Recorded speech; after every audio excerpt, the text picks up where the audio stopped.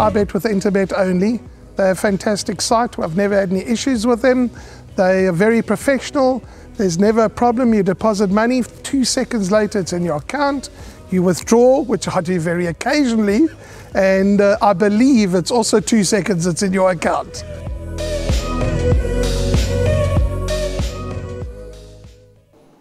It's race 3 on the card, the first leg of the pick 6, and it's set to go off at 13:40 at 20-2, and it's a fillies and mares maiden plate due to be run over the 1200 meters, and at the time of recording there is just one scratch in. The 8-horse Queen Mercury does come out, but do take note of scratchings closer to race time and jockey changes as well if there are any.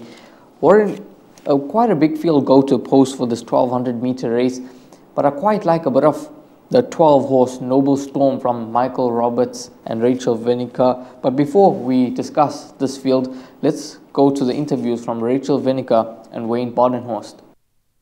Yes, in the third race, I've got Noble Storm. She ran a very good second last time out at Greyville, 1200 on the grass. I think down the straight should suit her, and I'm hoping she's doing well at home, so I'm expecting a good run from her. Yeah, she has, hey? But it has been around the bend with all those, and I don't think she takes the bend. Down back of the straight, she ran a good third early on in her career. Got Muzi on board. Expecting a very nice run from her. There's one or two that are dangers in the race. Corinne Pastel's was, I think, with natural improvement, that looks hard to beat. But yeah, she should run well again. Good to hear some positive comments from Rachel Vinegar and Wayne Badenhorst about both of their runners on the card.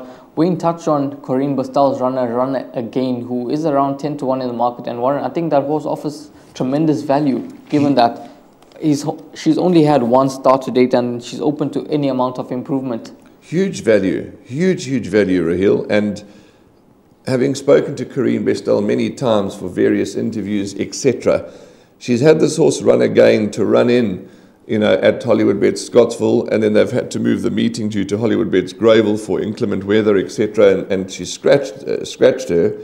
And the fact that she's taken the stance to wait for the straight up at Hollywood Bets Scottsville, where she made such a smart debut, well, I'm not surprised.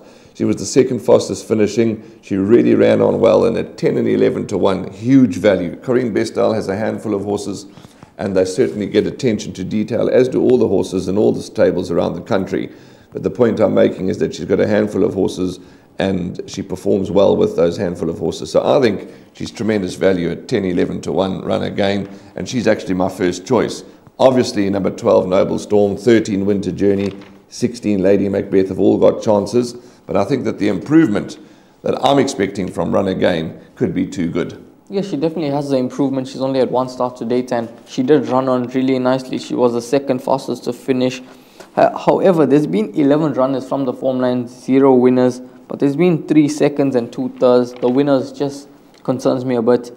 The 12-horse Noble Storm, who is my top choice in this race, cracking last run when just touched off by Top Honours. That was her first run after a rest on the turf around the bend.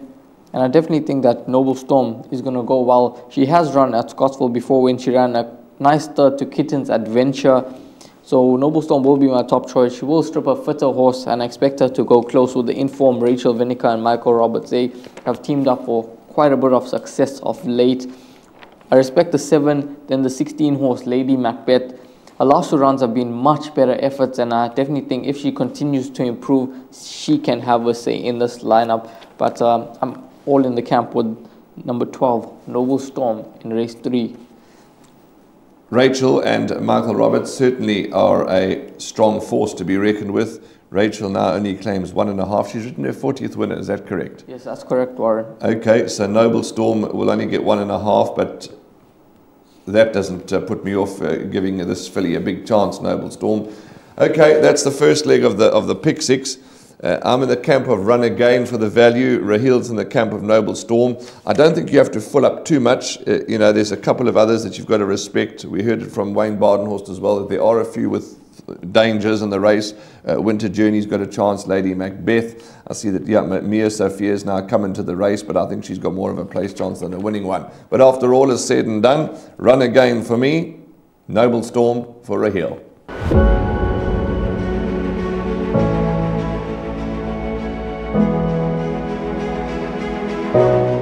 it's Donovan Evercher from Cape Racing, and I'd just like to say it's an absolute pleasure to be involved with Interbet and Cape Breeders in this golf day today here at Pearl Valley.